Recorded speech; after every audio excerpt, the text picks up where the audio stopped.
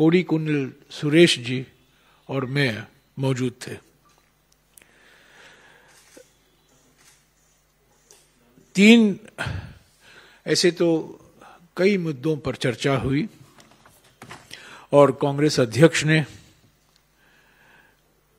कुछ 14 या 15 मुद्दे का जिक्र किया। बेरोजगारी, किसानों के लिए एमएसपी की कानूनी गारंटी, प्राइस राइज और इन्फ्लेशन, साइबर क्राइम जो अभी हम पढ़ रहे हैं एम्स के बारे में। पांचवा मुद्दा जो उन्होंने उठाया, खास तौर से जो यूपीए के कार्यकाल में अधिकार आधार कानून जो बनाए गए थे, राइट्स बेस्ड लेजिस्लेशन जो बनाया गया था, RTI, MNREGA, forest rights act, one अधिकार अधिनियम, जो कमजोर किए जा रहे हैं।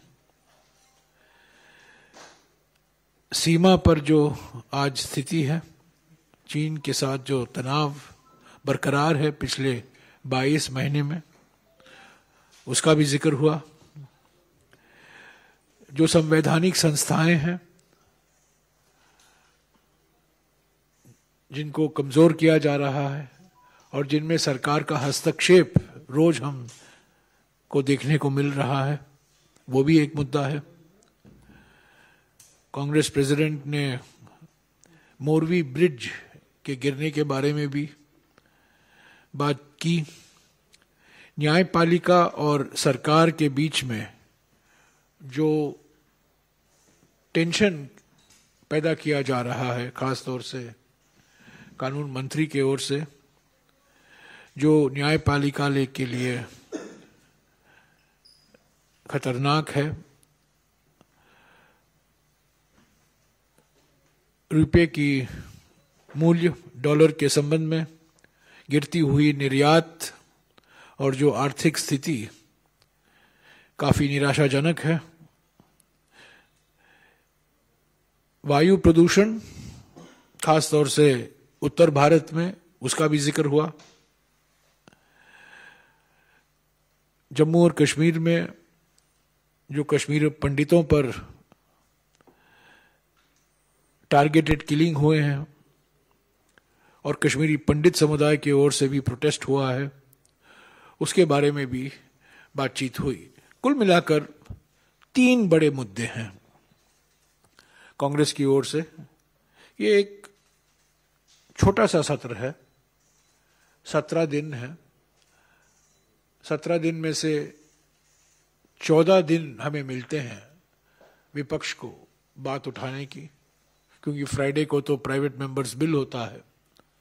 तो इन 14 दिन में हम कौन कौन से मुद्दे उठाएं, उसको प्रायोरिटी देना है।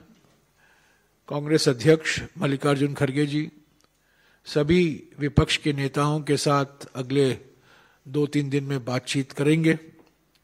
पर 3 मुद्दे बड़े हैं। एक तो 22 महीने से जो चीन के साथ हमारे सीमा पर सवाल खड़े हुए हैं, तनाव बरकरार है और पार्लियामेंट में बहस नहीं हुई है।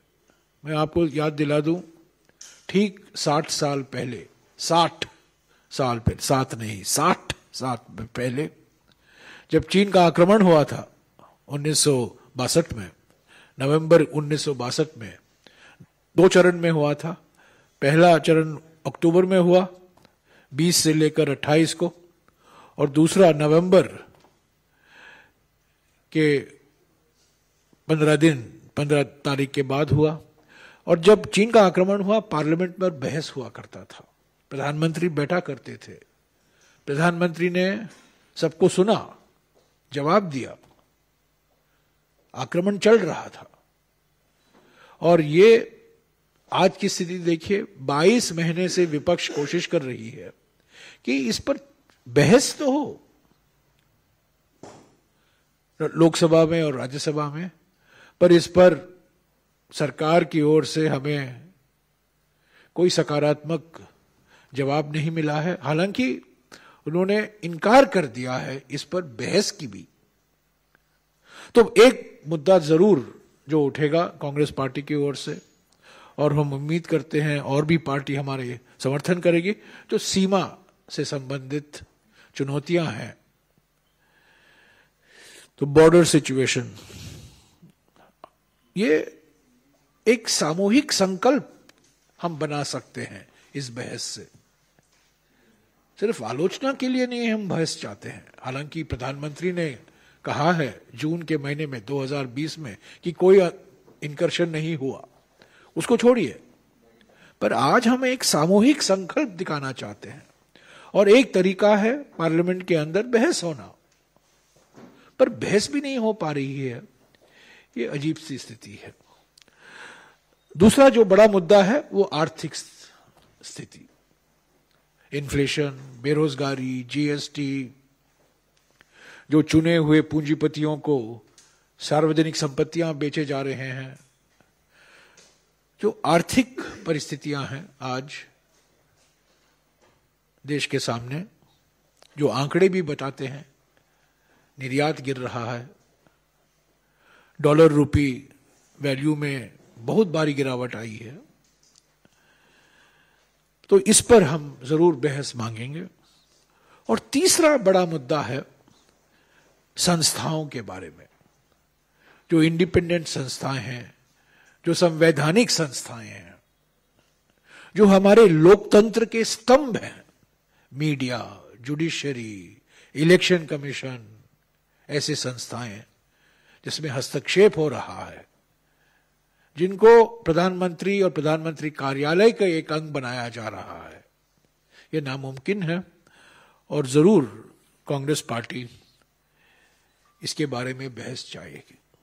तो ये तीन बड़े मुद्दे हैं, पर इसके अंदर बहुत से छोटे छोटे मुद्दे जुड़े हुए हैं।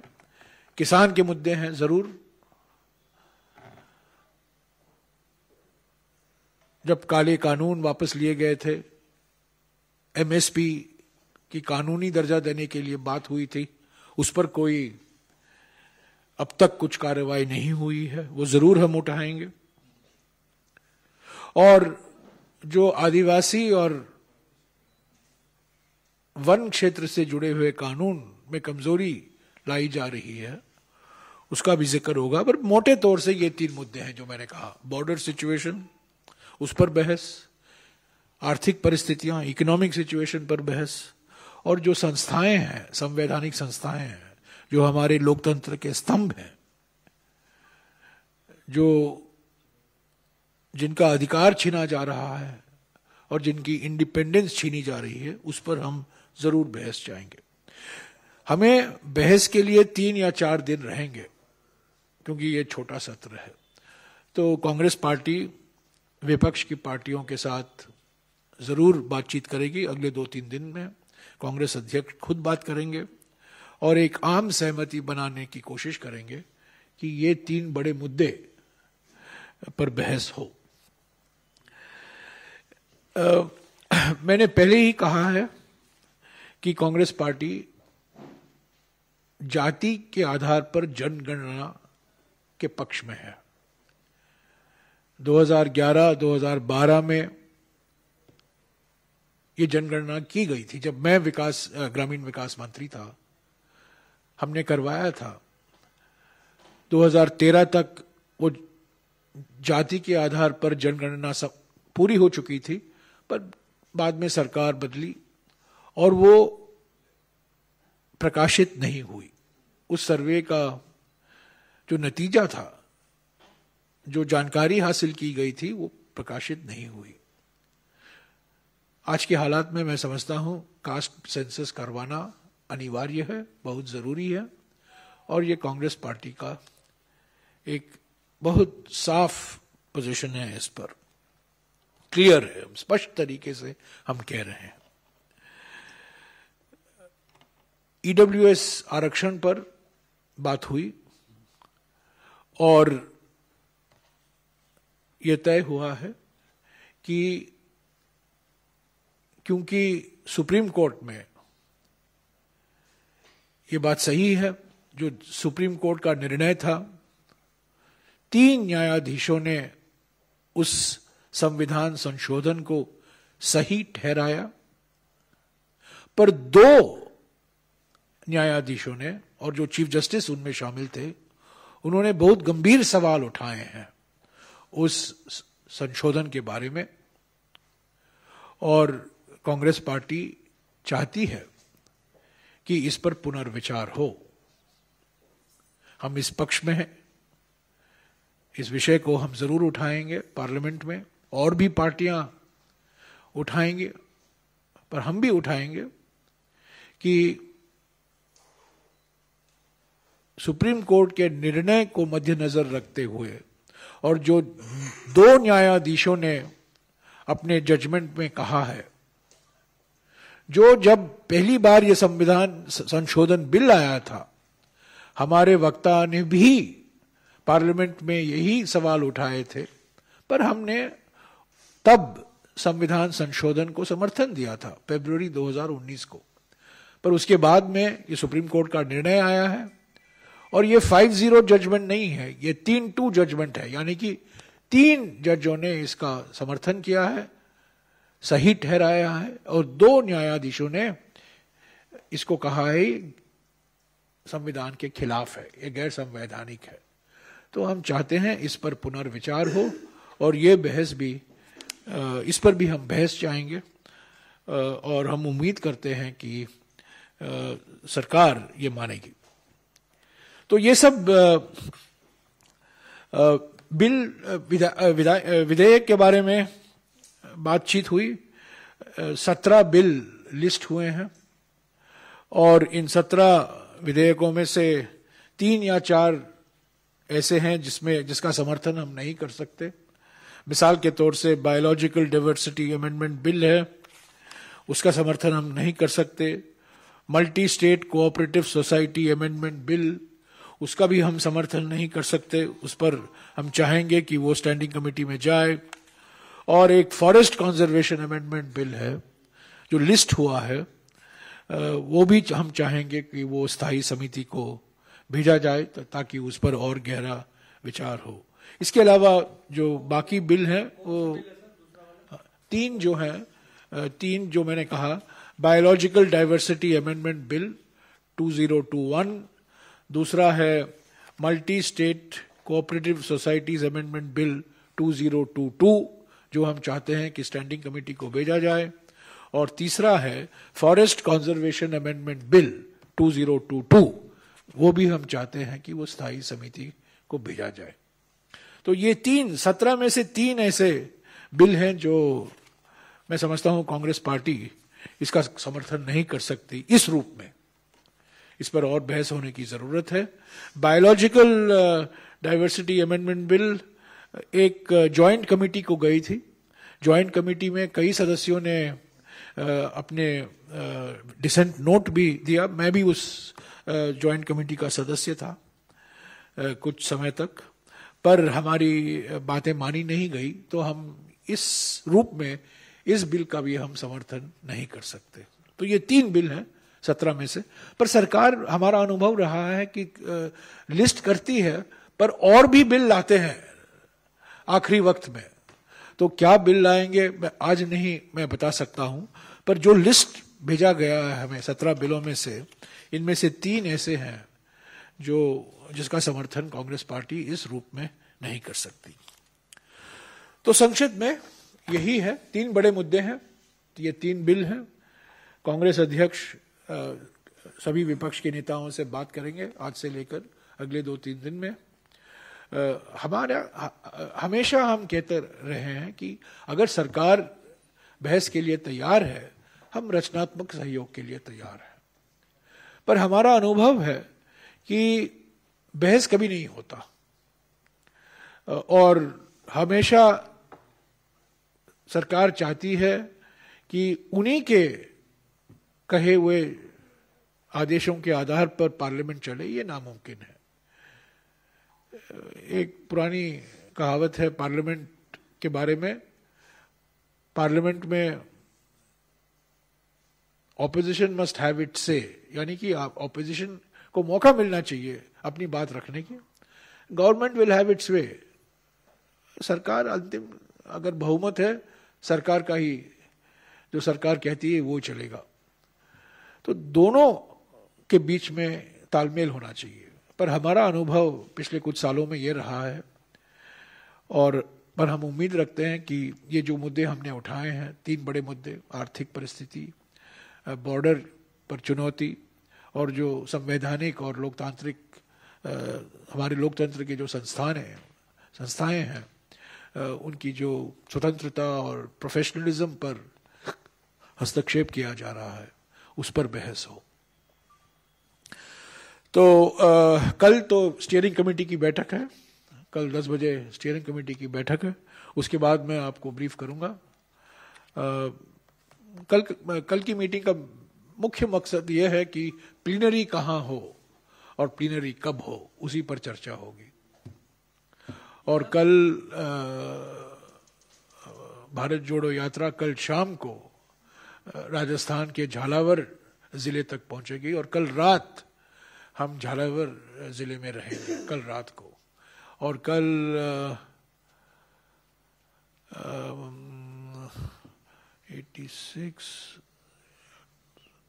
88th डे है कल भारत जोड़ो यात्रा का।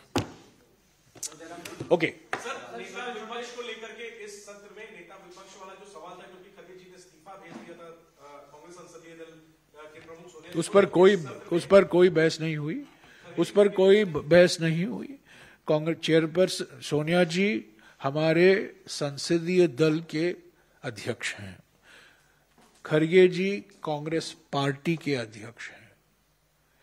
ये बात किसी समिति में नहीं बात की जाती। जो कुछ कार्रवाई करनी है, जो हमारे पार्लियामेंट्री पार्टी के अध्यक्ष हैं, वो करेंगे। पर खरगे जी सभी विपक्ष के पार्टियों से बातचीत करेंगे, न केवल कांग्रेस प्रेसिडेंट होने के नाते, परंतु एलओपी राज्यसभा के हैसियत से भी। सर, दो छोटे सवाल है सर। पहला सवाल तो ये है कि आप कह रहे हैं कि सीमा विवाद यानी सिचुएशन को लेकर पिछली बार भी आप लोगों ने मांग की थी, लेकिन हो नहीं पाई। इस बार भी आप लोग मांग करेंगे इसको लेकर, कितनी उम्मीद है? अगर ऐसा नहीं होता तो विकल्प क्या होंगे? नहीं, विकल्प मैं नहीं कह सकता हूं, पर देखिए, बहस मांगना हमारा अधिकार है, आप हमें रोक नहीं सकते बहस मांगने की। और हम जानते हैं ये संवेदनशील मामला है, देशभक्ति की कोई मोनोपोली नहीं है बीजेपी की और सरकार की, पर हम बहस चाहते हैं। और मैंने आपको उदाहरण दिया, 1962 में चीन का आक्रमण हो रहा था और पार्लियामेंट सेशन चल रहा था, लोकसभा में बहस हुई, राज्यसभा में बहस हुई, प्रधानमंत्री वहां बैठे थे, रक्षा मंत्री वहां बैठे थे, वो कड़ी आलोचना हो रही थी सरकार की, और वो सुन रहे थे। हम बहस चाहते हैं, और बहस हम क्यों चाहते हैं? मैंने कहा, एक सामूहिक संकल्प दिखाने की। हम एक हैं, पर हमें बोलने दीजिए, हमें सवाल करने दीजिए, और जो संवेदनशील मामले हैं उसका हम भी पहचानते हैं, क्या संवेदनशील है, क्या नहीं संवेदनशील है।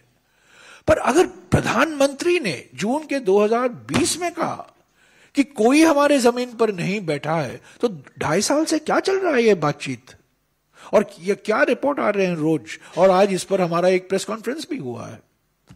तो इस पर बहस होनी चाहिए, ये हमारे लोकतंत्र को मजबूत करेगा, कमजोर नहीं करेगा। एक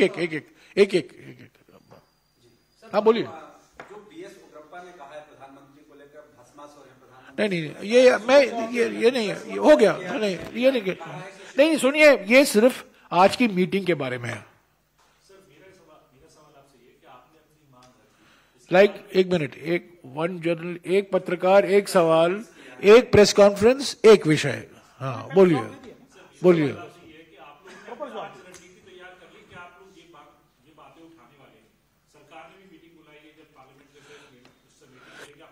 हाँ जाएंगे, खरगे जी जाएंगे, अधीर रंजन जी जाएंगे, सब लोग जाएंगे उसमें।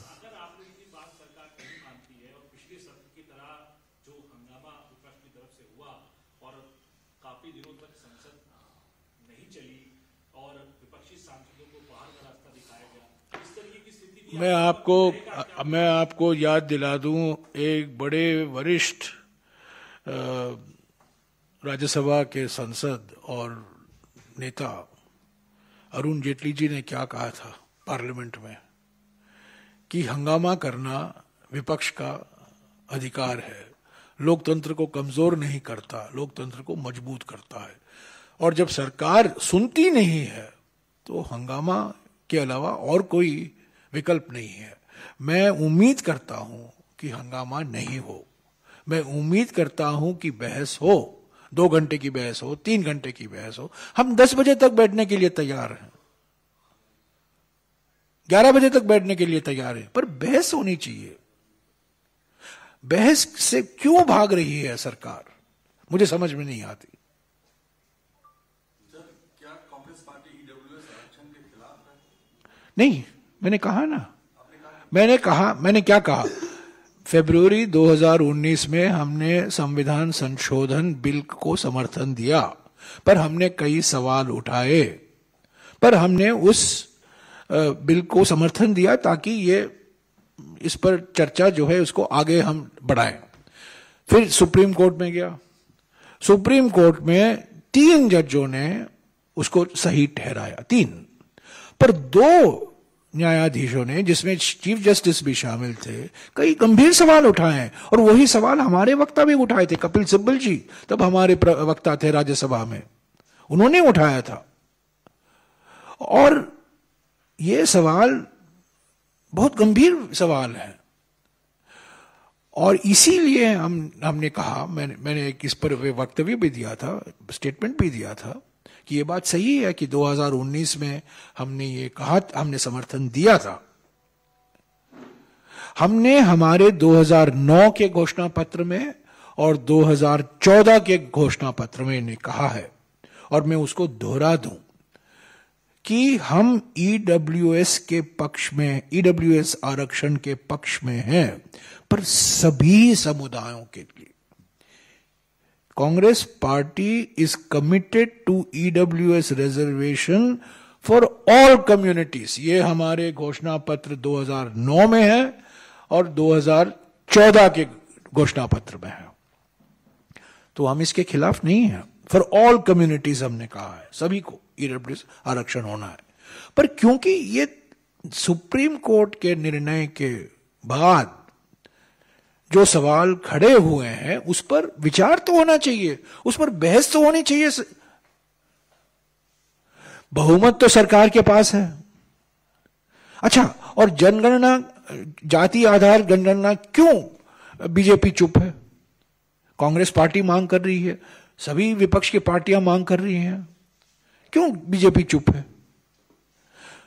तो ये इस मुद्दे पर हमारा बिल्कुल स्पष्ट तरीके से मैं कह रहा हूं, ईडब्ल्यूएस आरक्षण सभी समुदाय, और क्योंकि सुप्रीम कोर्ट के निर्णय से कई सवाल खड़े हुए हैं, हम चाहते हैं कि इस पर बहस हो, पार्लियामेंट में बहस हो। उसके बाद सरकार क्या करेगी वो सरकार ही कहेगा, पर हम चाहते हैं इस पर बहस हो और इस पर पुनर्विचार हो।